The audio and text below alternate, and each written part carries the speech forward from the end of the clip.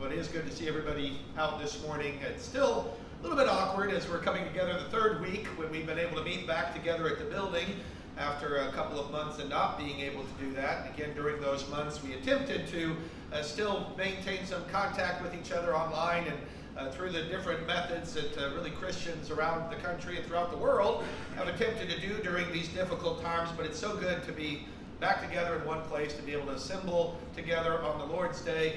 We know we still have a number of our families that are not able to do that yet. We look forward to when we'll all be back together again, hopefully, Lord willing, sooner rather than later in one place and be able to worship together. And I guess I still get kind of emotional right now, just having the opportunity to sing together and to be in one place. Might be a little bit nostalgic. As many of you may have known, I try to keep it a secret, but today is my birthday, in addition to being the Lord's Day. And those are always times when you kind of reflect back on the years and where you've been and where you're going, and we know that they pass so quickly. And this morning, I picked a lesson that's really a topic that I talked about when me and my family first decided to move back here 12 years ago. It was 12 years ago when we decided to return to Florida. It was 12 years ago when we began worshiping and working with the congregation here at Forest Hills. And I had chosen to speak out of the book of Joshua just in the first Sunday or two when we moved here, because this book has always been very encouraging to me.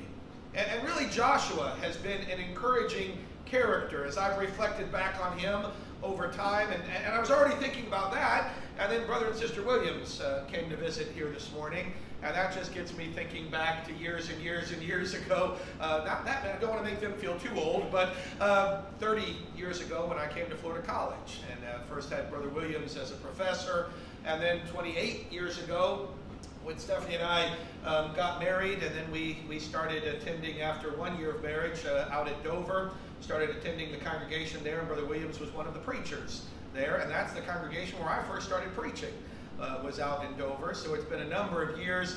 So good to see them this morning, to have them here in the assembly with us, worshiping together, and just being able to encourage one another. And I know in some senses we're all trying to grasp onto some semblance of normalcy right now in our culture and our society. We want things to, in some ways, to get back to the way that they were, but we also need to recognize that the challenges and the struggles that we face are really part of the way things always have been.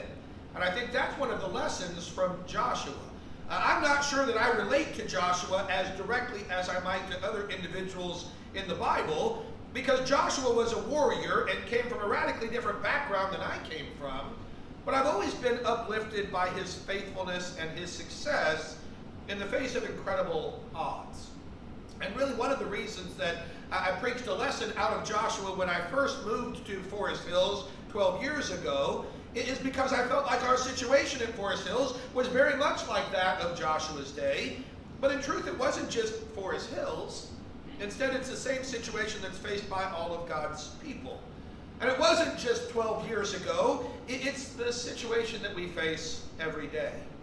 Because what that situation is the unknown.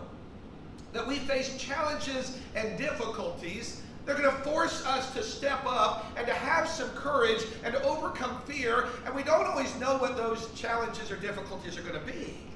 But there's always something there. I think one of the great lessons of 2020 so far may be a reminder that we have no idea what tomorrow holds.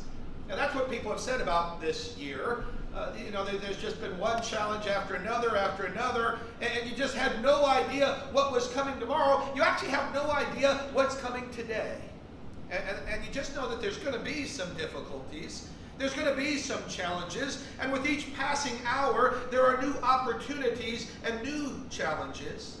And while we might think that we know what we want to succeed, we want to grow, maybe we want peace and happiness. This is Memorial Day weekend. We might think about wanting freedom and life and liberty. And of course, ultimately, we might talk about wanting to be in heaven one day. And we want to make it to heaven. We want to get to the end of this journey. We want to be in the presence of God. We want to be with the saints in that place, in the presence of God. But we know that we face a challenge as well. That things will be difficult. And yet we're not unique in that respect. Things have always been difficult. They certainly were for Joshua. And when we look at Joshua's situation, when God called him, I'm not going to spend a lot of time reviewing that this morning because, again, we're trying to stay to just about an hour together right now as we're assembled together. But when we look at Joshua's situation, when God called him to lead his people, we do know that Joshua was facing a difficult enemy, a difficult challenge. And in a sense, he was facing a life or death challenge. The people of Canaan that Joshua was called to lead the Israelites against were a very strong people. They were the same people that the 10 spies had said Israel could not possibly conquer. And we need to be reminded of that. Now, there's some things that I'm going to make some obvious applications to today. There's some things I'm going to leave you to make applications to today. But I want to tell you, those 12 spies that were sent in to spy out the land, those were the experts of that day. And the experts came back, and the experts said, there's no way we can win this battle. In Numbers chapter 13, verses 25 through 33, we're told when they returned from spying out the land, at the end of 40 days, they proceeded to come to Moses and Aaron to all the congregation of the sons of Israel in the wilderness of Paran at Kadesh, and they brought back word to them and to all the congregation and showed them the fruit of the land. Thus they told him and said, we went into the land where you sent us, and it certainly does flow with milk and honey, and this is its fruit. Nevertheless, the people who live in the land are strong, and the cities are fortified and very large. And moreover, we saw the descendants of Anak there. Amalek is living in the land of the Negev, and the Hittites and the Jebusites and the Amorites are living in the hill country, and the Canaanites are living by the sea and on the side of the Jordan. Then Caleb quieted the people before Moses and said, we should by all means go up and take possession of it, for we will surely overcome it. But the men who had gone up with him said, we are not able to go up against the people, for they are too strong for us. So they gave out to the sons of Israel a bad report of the land which they had spied out, saying, the land through which we have gone in spying it out is a land that devours its inhabitants, and all the people whom we saw in it are men of great size. There also we saw the Nephilim, the sons of Anak are part of the Nephilim, and we became like grasshoppers in our own sight, and so we were in their sight. I want you to notice that Joshua was among those 12. And of course, Joshua and Caleb didn't give the negative report. Joshua and Caleb gave a different report, but the other 10 out of 12 experts said, if we go in there, we'll die. We cannot survive if we go into the land of Canaan. They are too powerful. They are too strong. I mean, have some common sense among us. We're just going to have to stay back. We can't go out there, and we can't do that. And we might note how the people responded. If we go there, we will die. And yet Joshua is later called to lead these same people in the conquest, or at least the next generation in the conquest. And he was going to take a very disciplined military campaign in order to succeed. Everything had to be carried out just right, but the Israelites were not warriors. And this war was for the duration. No one knew exactly how long it would take, but it was not a quick battle. It was a major war, and the enemy had to be completely defeated. And when we think about some of the things that Joshua is being called to do, he's being called to take this group of non-warrior people up against fortified cities and giants, engage in a long-term battle, the point of which is to completely wipe out these people. And I think few of us really understand the magnitude of this task. When we consider that difficult challenge that Joshua was faced with, and in addition, that Joshua was leading a difficult people. Even if they weren't facing a war, I think it would be hard to lead the Israelites. They'd been far from perfect in the wilderness. They'd rebelled against Moses. We can think about Korah's rebellion, Miriam and Aaron, all the people. They rebelled against God. They were stubborn, and they had tested God 10 times. And maybe the question that would arise, would they follow Joshua? That might be what Joshua was wondering himself. He was Moses' successor, but of course, did that mean they would follow him like they followed Moses? And in fact, would he want them to follow him the way they had followed Moses? They weren't always that good at following Moses. And he didn't have the power or authority of Moses. And so the problem was that Joshua was in danger of losing heart. That's really what God addresses here at the beginning of the book of Joshua. That Joshua being called to do something very, very difficult, very challenging, over a group of people that are very difficult to lead. What's the danger? The danger is Joshua will give up. Joshua will lose heart. Joshua will become discouraged. Joshua won't do what God wants him to do. And of course, we recognize even Moses had some difficulty with this. Overall, Moses was an outstanding example of obedience, and he's held up as an example of such. He was faithful as a servant in God's household, but he had sinned at Meribah. Numbers 20, verses 8 through 12, take the rod, you and your brother Aaron, assemble the congregation, and speak to the rock before their eyes, that it may yield its water. You shall thus bring forth water for them out of the rock, and let the congregation and their beasts drink. So Moses took the rod from before the Lord, just as he commanded him. And Moses and Aaron gathered the assembly before the rock, and he said to them, listen now, you rebels, shall we bring forth water for you out from this rock? Then Moses lifted up his hand and struck the rock twice with his rod.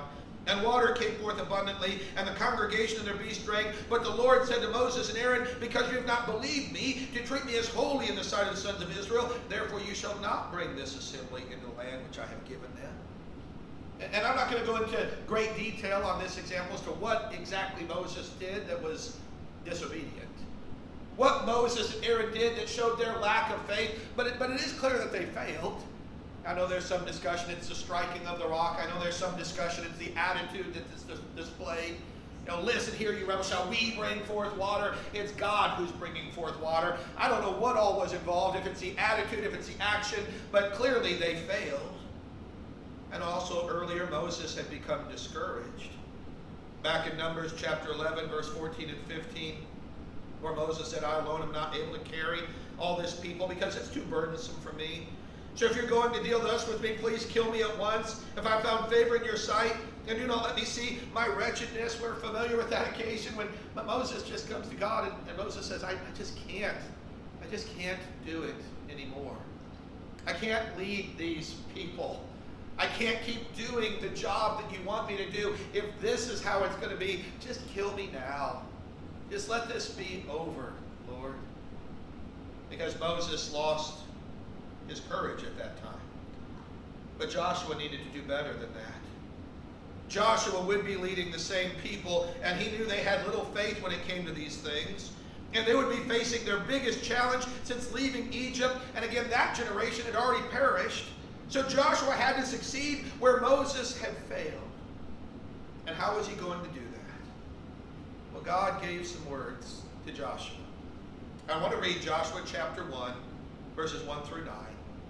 Joshua chapter 1, verses 1 through 9, it says, Now it came about after the death of Moses, the servant of the Lord, that the Lord spoke to Joshua, the son of Nun, Moses' servant, saying, Moses, my servant, is dead. Now therefore arise, cross this Jordan, you and all this people, to the land which I am giving to them, to the sons of Israel. Every place on which the sole of your foot treads, I have given it to you, just as I spoke to Moses.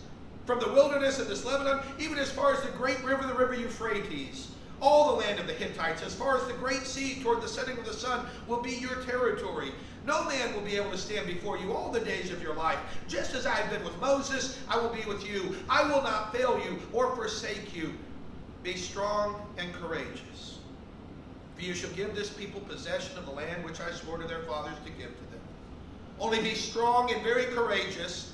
Be careful to do according to all the law which Moses, my servant, commanded you. Do not turn from it to the right or to the left, so that you may have success wherever you go.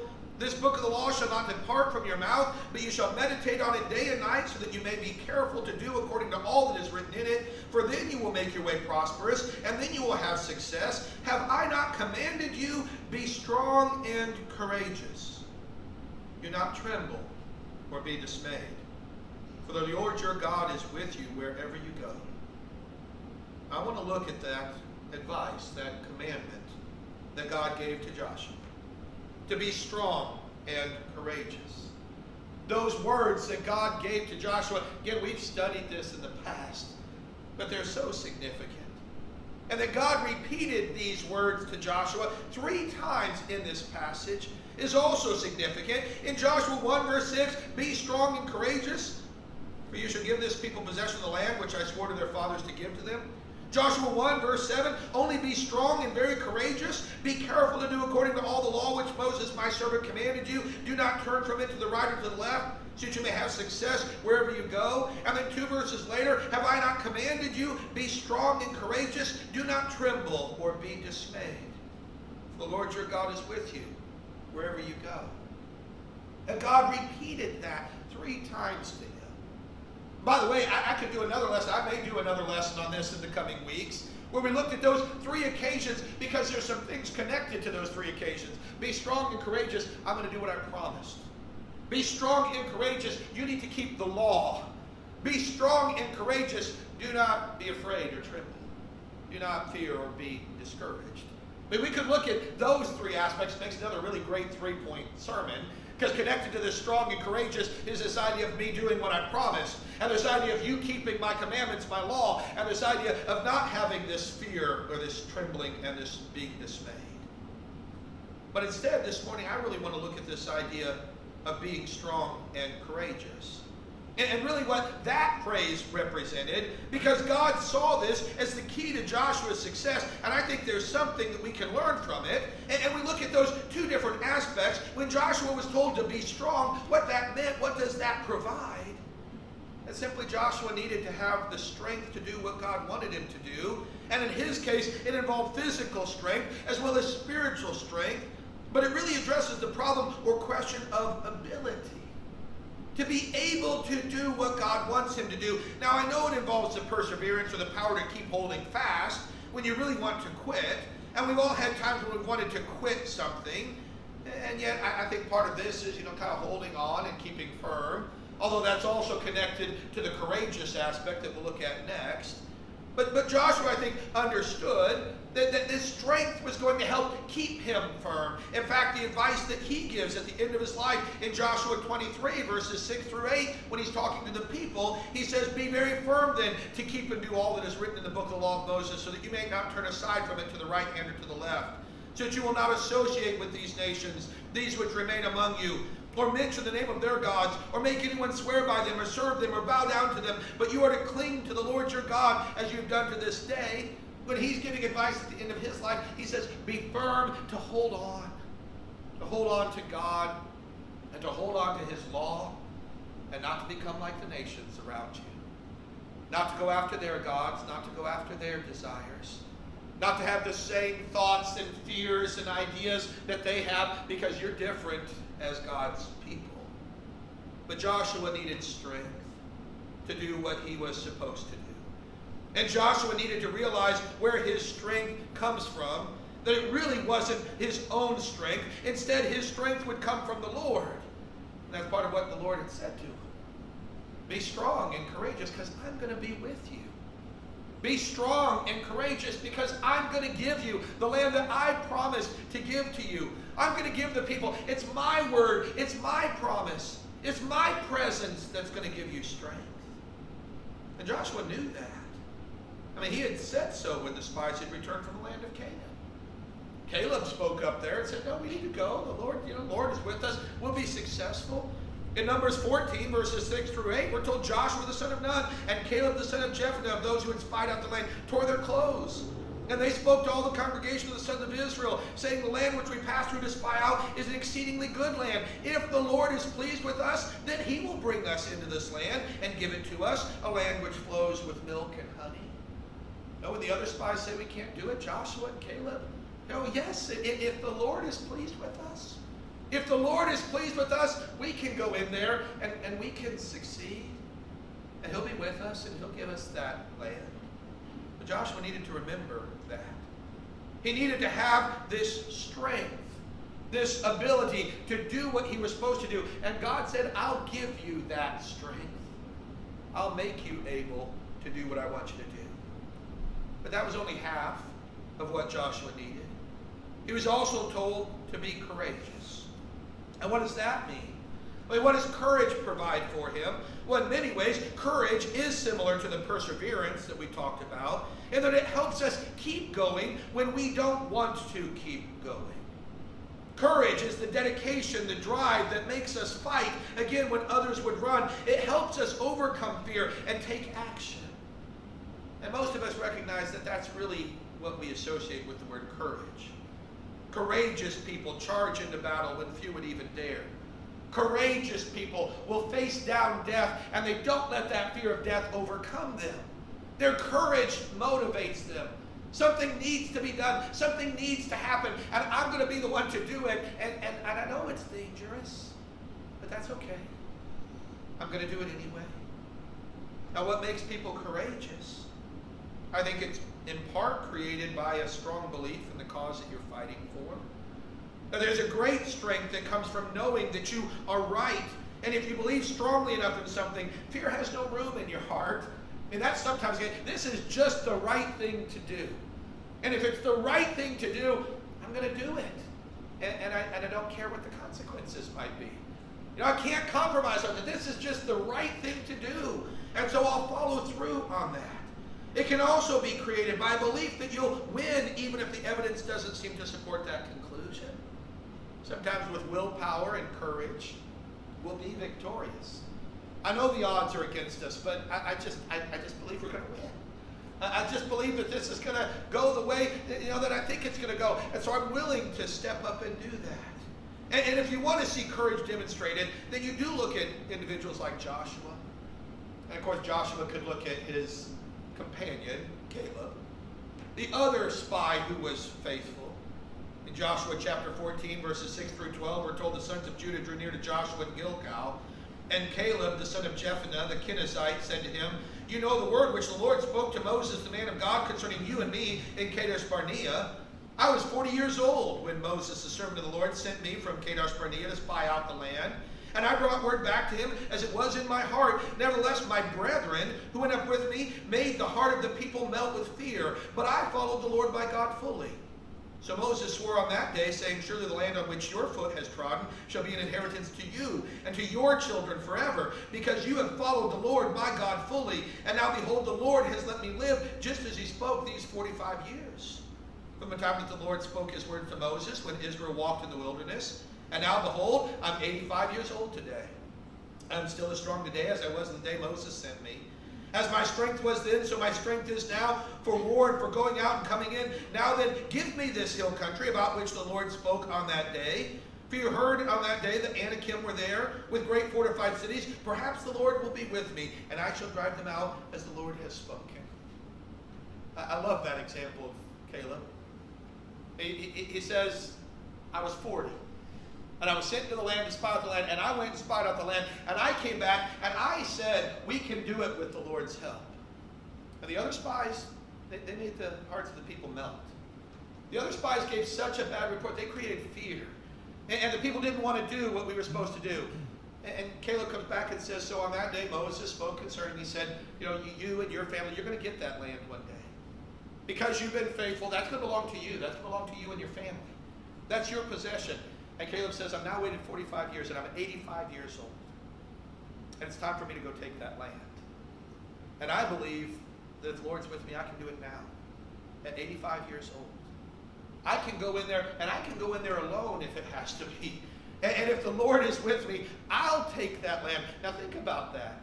That's the land that the 10 other spies said the whole nation couldn't take. Caleb says, if God is with me, I'll do it.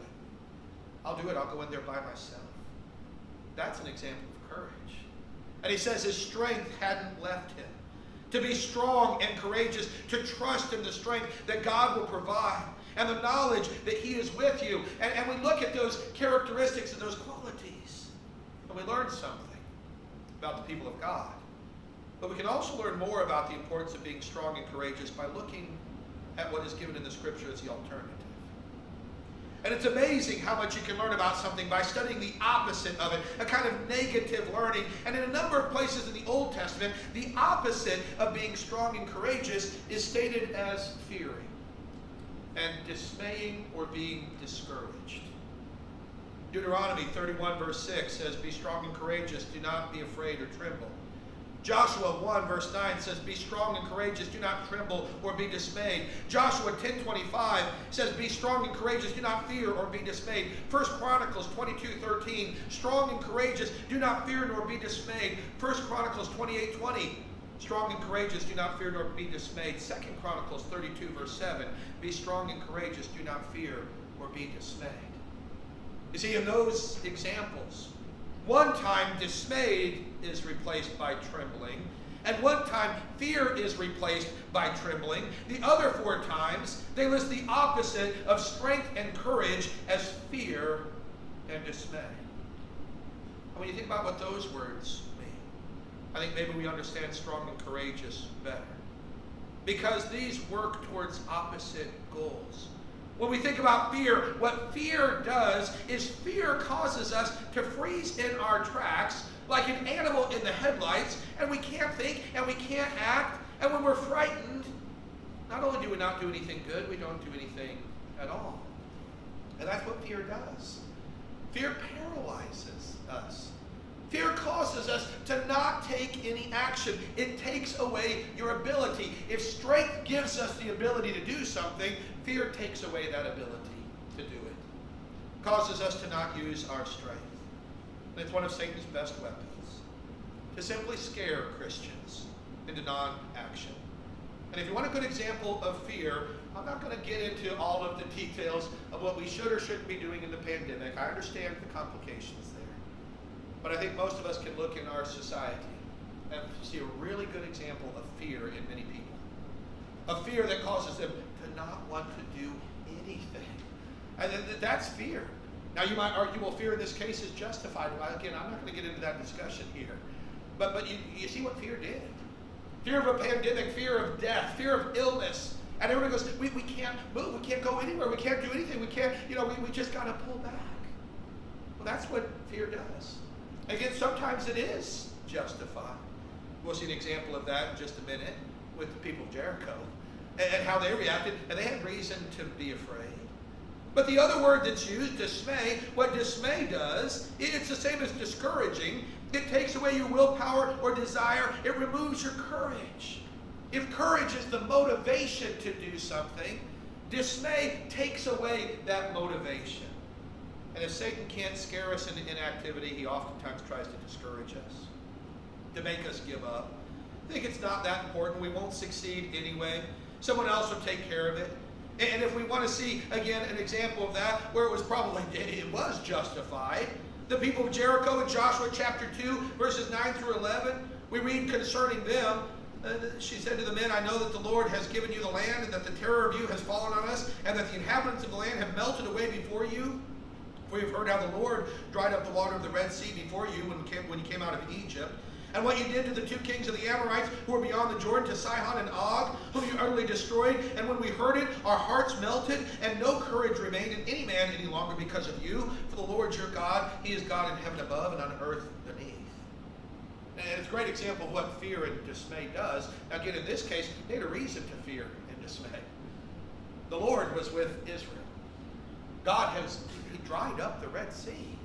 And they crossed through it. Right? He defeated Pharaoh and his army. He destroyed Egypt. He led them to the east of the Jordan, and he defeated these other kings, and they were utterly destroyed. And the people in Canaan, when they heard that, they said, yeah, we can't fight against this. We have no courage left. Our hearts melt. How do we fight against God? We can't fight against God. Well, that is a true example of fear and dismay and what they do to people. But when it comes to God's people, we're not supposed to be that way, whether in Joshua's day or today. 2 Timothy chapter 1, verse 7 says, God has not given us a spirit of timidity, but of power and love and discipline. Some translations say fear instead of timidity. God has not given us a spirit of fear. God has not created in the Christian this spirit of fearfulness, timidity. Instead, it's power and love and discipline. There's this strength. There's this power, this ability to do something. Now again, it's got to be channeled by love for our fellow man. And it's got to be channeled by discipline to use this power in the right way. But that's what we're supposed to be doing. And our situation really isn't that much different from Joshua's. We do face a difficult task. We have the most difficult enemy to overcome, and it's not the Canaanites. And by the way, it's not the virus, and it's not the liberals or the conservatives, and it's not the Chinese, and it's not anybody else that we're facing that we have to overcome in that way. But it's Satan and his forces. And Satan is more difficult to defeat than they are. Our struggle is not against flesh and blood, but against the rulers, against the powers, against the world forces of this darkness, against the spiritual forces of wickedness in the heavenly places. And the entire world is aligned with him. And we're greatly outnumbered, and we're in the midst of an unbelievable war, the likes of which I would say mankind has never seen, but actually we've been involved in this war since we've been here. The struggle between good and evil. And sometimes God's own people are a burden. Now that's not meant to be an insult, but it's true. Can act the same way as Israel did in the wilderness. And we need to be careful that we don't fall into those things. And so we can find ourselves sometimes divided amongst ourselves, overcome by fear and discouragement, trying to pull away, trying to create arguments among God's people. But we need to be focused on growing stronger and recognizing that our strength comes from God.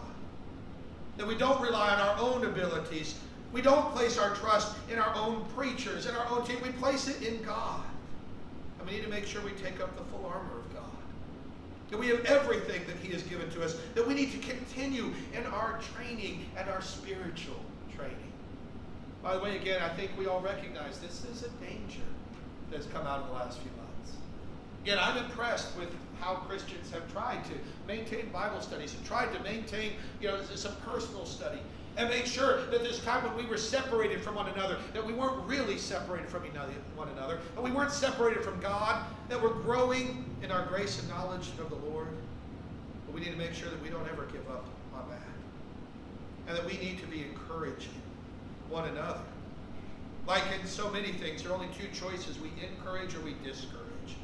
And there's no middle ground. Discouragement does remove the courage that we should have.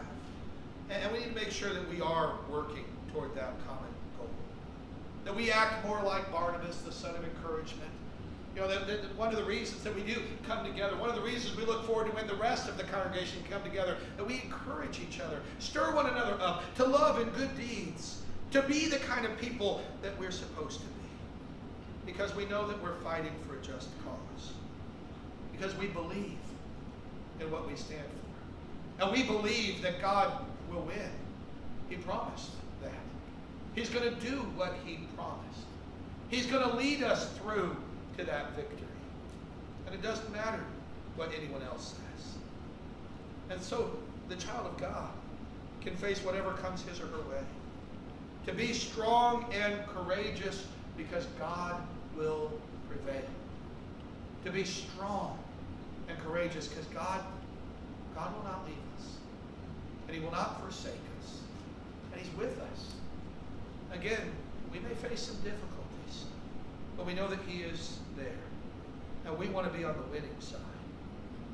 Joshua 24, verse 15, Joshua said, if it's disagreeable in your sight to serve the Lord, choose for yourselves today whom you will serve, whether the gods which your fathers served, which were beyond the river, or the gods of the Amorites in whose land you are living. But as for me and my house, we will serve the Lord. I want us to think about that again.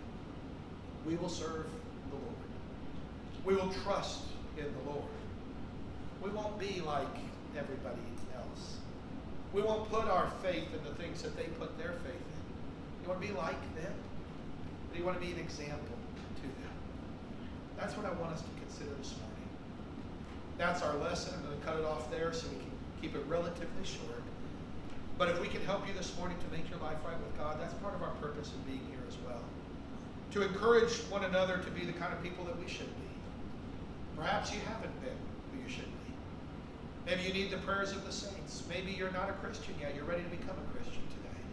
You're ready to put on Christ in baptism because you believe that he is the Son of God. You're ready to give your life over to him for repentance and confession, living a life of faith. If we can help you do that, if there's any other way that we can help you spiritually, we encourage you to come forward. Let us know what we can do. While together we stand and sing the song that's been selected.